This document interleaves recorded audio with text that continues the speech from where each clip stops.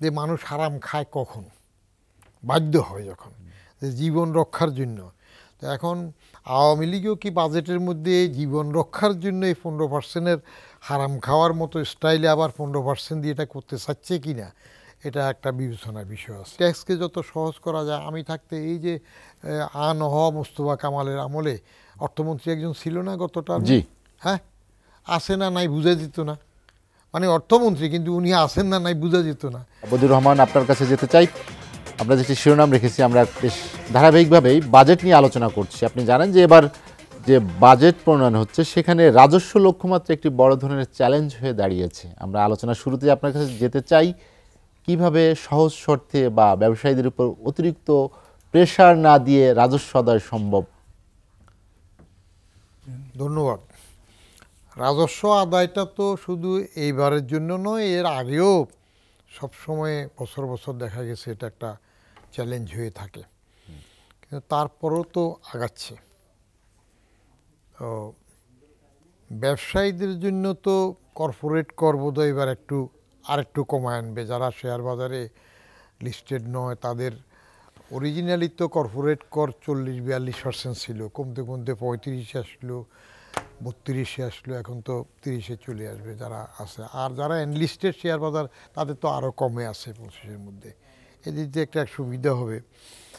আরেকটা যেটা বক্তব্য আসতেছে কালকে, যেটুকু একটু আঁচ পাওয়া গেল, যে অপ্রদর্শিত অর্থের সুযোগ বোধ আরেকবার দেবে শোনা যাচ্ছে। 15% হার এইবার কর দিয়ে সাদা করার সুযোগ 15% থাকবে। কর দিয়ে।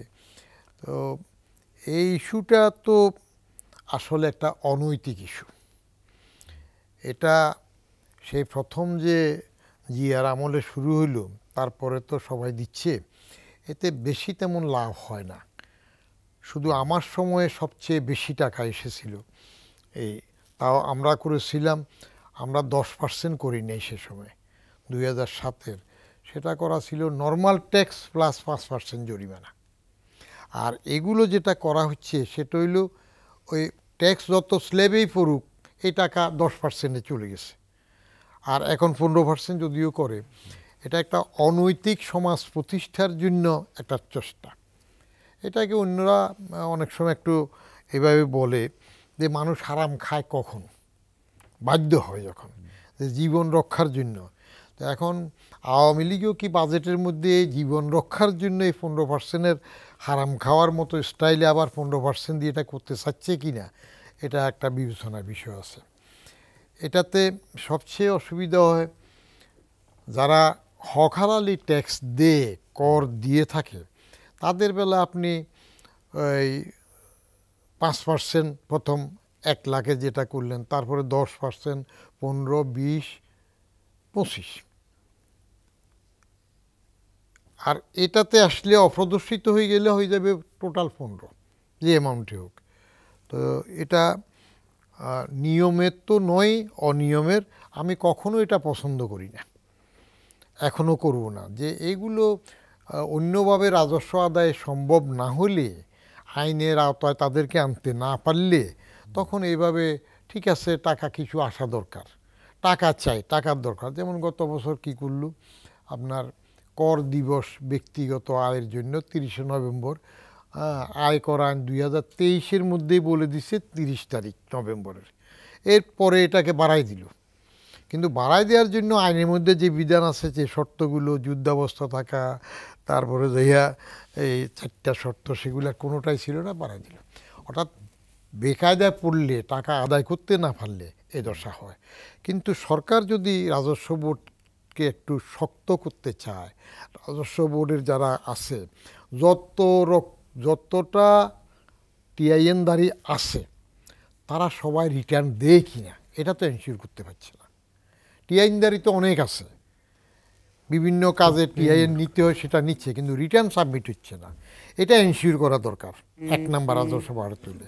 এটা যদি এনশিওর করা যায়, যত টিআইএন তত রিটার্ন পড়বে, তারা দেখবেন যে অনেকের আবার কিছু ট্যাক্সও আসবে। এটা এনশিওর করা যাচ্ছে না।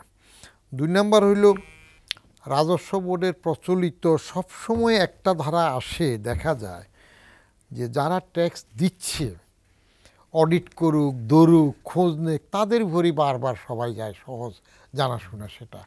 কিন্তু ওরা তো দিয়েই যাচ্ছে। নূতন ক্ষেত্রটা যেটা আমরা সবসময় বলি ট্যাক্স নেট বাড়ানো, গ্রামে গঞ্জে উপজেলা লেভেলে চলে যাওয়া, সেই ক্ষেত্রগুলো বেশি করা হচ্ছে না। রেটের বিষয়ে আর একটা কথা এবার শোনা যাচ্ছে যে 30% নাকি আবার যাবে, এরকম একটা গুঞ্জন বাজারে শোনা যাচ্ছে। বেশি যারা হয় তাদের উপর বেশি ট্যাক্স।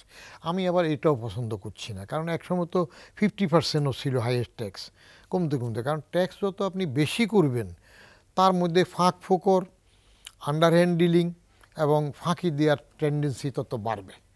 পলিসিটা হওয়া উচিত সব সময় লেস প্রফিট মোর সেল, আলটিমেটলি মোর প্রফিট, কম লাভ বেশি বিক্রি। তো আপনি ট্যাক্সকে যত সহজ করা যায়। আমি থাকতে এই যে আনহ মোস্তফা কামালের আমলে অর্থমন্ত্রী একজন ছিল না গতটা, জি হ্যাঁ, আসে না নাই বুঝা যেত না, মানে অর্থমন্ত্রী কিন্তু উনি আসেন না নাই বুঝা যেত না। তো তার আমলে 5%-এ যেটা 1 লাখ আনলো, এই 5%টা আমি থাকতে তখন বলছিলাম যে 5%-এ একটা স্ল্যাব করা দরকার। ইভেন 10 এবং 15 মাঝখানে 12.5 একটা স্ল্যাব করা দরকার। মানুষকে যত ইজ করবেন তত টোটাল বেশি আসবে, বেশি বেশি চাপ দিবেন তত বেশি ফাঁকি হবে। তো রাজস্ব বোর্ডের মধ্যে আরেকটা যেটা কথা উঠে যে ব্যবসা বান্ধব বা ব্যবসায়ীদের বলছেন, ব্যবসায়ীদের সাথে তো রাজস্ব বোর্ডের সবসময় সুসম্পর্কই থাকে, কিন্তু এখানে আসলে তখন বলে যে সুসম্পর্ক নাই, কথা শুনে না, এনবিআর শুনে না। কিন্তু আমি থাকতে সেই কথাগুলি উঠছিল যে তাহলে আপনারা একটা বাজেট করে দেন, আপনারা যেভাবে চান। দরকার হলে রাজস্ব বোর্ডের সাথে সরকারের পক্ষে চুক্তি করেন যে টোটাল ইয়ারে গভর্নমেন্টের বাজেটে রাজস্ব যা হয়, এখন 4 লাখ 5 লাখ কোটিতে চলে যাচ্ছে, এই টাকাটা আপনারা ব্যবসায়ীরা দায়িত্ব নিয়ে থোক দিয়ে দিবেন। তারপরে এবার কোথায় কর্পোরেট কর কত করবেন, পার্সোনাল ট্যাক্স কত করবেন, এগুলো আপনারা ঠিক করে বাকি টাকাটা উঠাই দরকার আপনার লাভ করেন, সে দায়িত্ব তো নিতে চায় না। হ্যাঁ, এমনকি এক পর্যায়ে তো ওই সময় মীর নাসির সাহেব ছিলেন বিসিএস সভাপতি, রৌফ সাহেব ছিলেন, তারপরে যাইয়া ওই আমাদের আনিসুল হক, মেয়র আনিস, উনিও ডাইরেক্টর ছিলেন। তাদের রৌফ সাহেব এবং মীর সাহেবরা একদিন বসে বলল যে রৌফ সাহেব তো মারা গেছে বোধহয় পরে না, মারা গেছে, রহিমা ফুড না কিসের ইয়ে ছিল। তো ওনা এক পর্যায়ে বললো যে ঠিক আছে, একবার সহজ পন্থা চলে আসেন, জোর ঝামেলার দরকার নেই, অনেক ট্যাক্স হয়ে যাবে। আপনি এই যে 10, 15, 20, 25 এইসব ঝামেলা না করে আপনি জাকাতের রেটে করে দেন। হিউমারাস কিন্তু ইন্টেলিজেন্ট কথাবার্তা, জাকাতের রেট করেন। আমি বললাম যে আমি রাজি আছি, আপনারা আসে আমাদের সাথে সরকারের পক্ষে আমি সই করব, আপনারা রাজি আসেন করেন। তারপরে তো দেখা গেল কয়েকদিন পরে বলে যে না রাজি নেই। কেন রাজি নেই? কারণ আমি বললাম যে জাকাতের রেট তো 2.5%, কিন্তু জাকাতের রেটে আপনি ওই সাহেবের নেশাবে পড়লে সারা বছর সবসময় দিতে হবে। এই বছর যেটা দিলেন তা আবার দেওয়া লাগবে, এই লেভেলের নিচে না নামা পর্যন্ত। কিন্তু ট্যাক্সের বেলায় তো আপনি একবার দিয়ে দিলে সেটার ট্যাক্স আর দিতে হচ্ছে না। তো আপনি বললেন ব্যবসা বান্ধব, এখন পর্যন্ত যেগুলো হয় যে ব্যবসার বিষয়টা দেখা হয়, কিন্তু রাজস্ব, কারণ ব্যবসায়ীরা অনেকটা অভিযোগ করেছেন। আজ আপনি জানেন চট্টগ্রামে কাস্টমস কমিশনের সঙ্গে যে মতবিনিময় ছিল, সেখানে তারা অনেক ক্ষোভ প্রকাশ করেছেন রাজস্ব বোর্ডের আচরণ নিয়ে, নানাবিধ কর্মকাণ্ড নিয়ে। সেখান থেকে তারা পরিত্রাণ চান। সেজন্যই বললাম যেটি আসলে ব্যবসায়ীদের, এটা পরিত্রাণ কে না চায়, ক্ষোভ কোন সময় প্রকাশ না হয়েছে।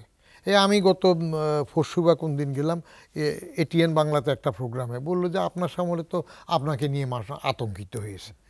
তো আমি তো ওই জনগণের জন্য সবটা আতঙ্কিত কখন হয়, ছোটো থাকতে বিনা টিকিটে শখ করে ট্রেনে উঠলে ঠিকই দেখা যায় তো টিটি কিন্তু বিনা টিকিটের দিকে তাকায়, হ্যাঁ, হয়ে যায় না? তো আতঙ্কিত তো হবে সেই, আপনি কোন ব্যবসায়ীটা ঠিকমতো ট্যাক্স দেওয়ার পরে তিনি আতঙ্কে পড়তেছে। মুজিবুর রহমান, আমার সময় আমি একটা চ্যালেঞ্জও দিয়েছি।